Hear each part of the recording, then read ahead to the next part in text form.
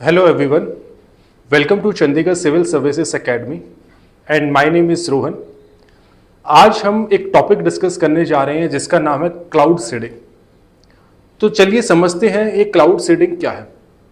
Recently आपने news में भी देखा होगा कि जो दिल्ली है उन्होंने क्लाउड सीडिंग जो प्रोजेक्ट है वो चलाया था कि वो रेनफॉल जो है वो क्लाउड सीडिंग के थ्रू करवाएंगे, बट रेनफॉल हो गई है तो फिर उनको जो प्रोजेक्ट है वो कैंसिल करना पड़ा। तो आपके यूपीएससी पर्सपेक्टिव से क्लाउड सीडिंग जो कंसेप्ट है, जो क्लाउड सीडिंग टॉपिक है, ये काफी रेलेवेंट हो जाता है। तो चलिए समझते हैं क्लाउड सीडिंग है क्या। तो अगर मैं क्लाउड सीडिंग की बात करूं तो क्लाउड सीडिंग क्या है।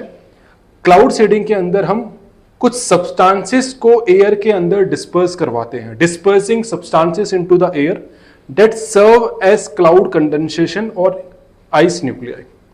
यानी कि हम क्या करते हैं, कुछ केमिकल सब्सटेंसेस का यूज करते हैं, जैसे silver iodide, potassium iodide, dry ice, ठीक है।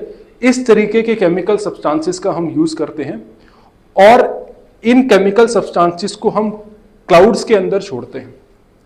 तो क्या होता है, क्लाउड्स के अंदर जो आइस क्रिस्टल्स हैं वो बन जाती है। अब जब आइस क्रिस्टल क्लाउड्स के अंदर बन जाते हैं तो ये आइस क्रिस्टल जो है वो हैवी हो जाते हैं और फिर एयर के अंदर वो ज्यादा देर तक नहीं टिक पाते। तो फिर ये आइस क्रिस्टल जो है वो रेनफॉल की फॉर्म में नीचे आते हैं। इसी को कहते हैं आर्टिफिशियल रेन, जो कि क्लाउड सीडिंग के थ्रू करवाई जाती है।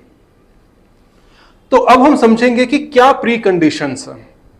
अगर हमको क्लाउड सीडिंग करवानी है तो उसकी प्री कंडीशंस क्या है। देखिए, एटमॉस्फेयर के अंदर सफिशिएंट क्लाउड्स होना बहुत जरूरी है। अगर आपको क्लाउड सीडिंग करवानी है तो क्लाउड सीडिंग तभी होगी ना जब एटमॉस्फेयर में क्लाउड्स होंगे, ठीक है। तो पहली प्री कंडीशन क्या है, सफिशिएंट आपके पास क्लाउड होने चाहिए एटमॉस्फेयर के अंदर। अब कौन कौन से केमिकल एजेंट्स का यूज किया जाता है, कौन कौन से केमिकल एजेंट्स का यूज किया जाता है। सिल्वर आयोडाइड का यूज किया जाता है, पोटेशियम आयोडाइड का यूज किया जाता है और ड्राई आइस का यूज किया जाता है। सॉलिड, ये ड्राई आइस जो होती है वो सॉलिड कार्बन डाइऑक्साइड होती है।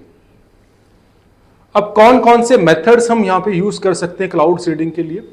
हम एरियल मेथड्स भी यूज कर सकते हैं, यानी कि हम क्लाउड सीडिंग एरोप्लेन्स के थ्रू भी करवा सकते हैं, और हम जो ग्राउंड बेस्ड मेथड है उसको भी यूज कर सकते हैं, यानी कि नीचे हम रॉकेट के थ्रू जो है वो इन केमिकल्स को क्लाउड्स के अंदर छोड़ेंगे। तो कौन कौन से मेथड्स हैं, एरियल मेथड यूज किया जा सकता है और जो ग्राउंड बेस्ड मेथड भी यूज किया जा सकता है। अब क्या एप्लीकेशंस हैं इनकी। सबसे पहली एप्लीकेशन तो यही है आर्टिफिशियल रेन। भाई जहां पे रेन नहीं हो रही है वहां पे हम क्लाउड सीडिंग के थ्रू एक आर्टिफिशियल रेन हम करवाते हैं। उससे क्या होता है, उससे जो है वो वेजिटेशन जो है उसको ग्रो होने में हेल्प होती है। एग्रीकल्चर प्रोडक्टिविटी बढ़ती है। जो क्रॉप हील्ड है, भाई ऑब्वियस सी बात है, जब रेनफॉल होगी तो जो क्रॉप हील्ड है, जहां पे रेनफॉल नहीं हो रही है और आपने आर्टिफिशियल तरीके से रेनफॉल क्लाउड सीडिंग के थ्रू करवा दी, तो जो क्रॉप हील्ड है वो बढ़ जाएगा, ठीक है। तो उससे एग्रीकल्चर प्रोडक्टिविटी जो है वो अच्छी होगी। दूसरा है वेदर रेगुलेशंस। जैसे जब बारिश नहीं होती है तो काफी एक्सट्रीम वेदर इवेंट्स आपको देखने के लिए मिलते हैं। तो हम उस एक्सट्रीम वेदर इवेंट्स को जो है वो कंट्रोल कर सकते हैं अगर हम आर्टिफिशियल रेन करवा दें क्लाउड सीडिंग के थ्रू। तो ये तो होगी इनकी एप्लीकेशन। अब इसी के साथ साथ कुछ चैलेंजेस भी हैं, कुछ कंसर्न्स भी है। सबसे पहला जो कंसर्न्स है वो इन्वायरमेंटल रिस्क है। इन्वायरमेंटल रिस्क कैसे है, इन्वायरमेंटल रिस्क ऐसे है क्योंकि अगर हमने जैसे कि बात करी कि जो केमिकल एजेंट्स हैं जैसे silver iodide, potassium iodide, dry ice, इन केमिकल्स का हम यूज करके रेनफॉल करवा रहे हैं, तो इसकी वजह से होता क्या है, अगर इन केमिकल्स का बहुत ज्यादा ओवर एक्सेस में हमने यूज किया तो क्या होगा, ये जो केमिकल्स है ये इन्वायरमेंट को नुकसान देंगे।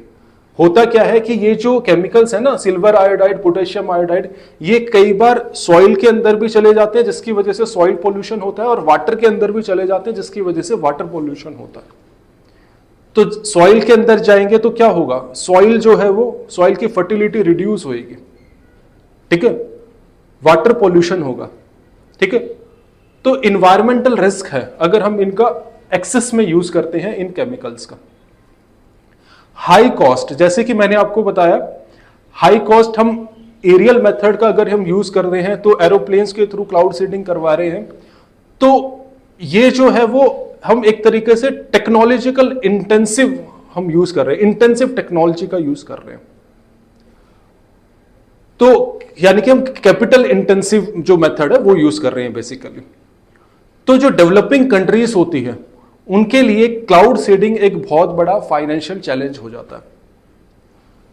तो ये हमने डिस्कस किया कि क्लाउड सीडिंग क्या होता है, क्या इसकी प्री कंडीशंस हैं, कौन कौन से केमिकल एजेंट्स यूज होते हैं, मेथड ऑफ डिलीवरी हमने देखा, एप्लीकेशंस देखा, चैलेंजेस कंसर्न देखा। तो अब आप पूछोगे कि भाई क्लाउड सीडिंग मतलब सही है या गलत है।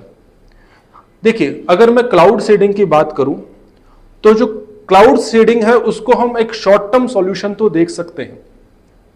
भाई काफी टाइम से रेनफॉल नहीं हुई है तो ठीक है, आर्टिफिशियल तरीके से रेनफॉल करवा देते हैं, क्लाउड सीडिंग के थ्रू हम रेनफॉल करवा देते हैं, बट ये कोई लॉन्ग टर्म सॉल्यूशन नहीं है।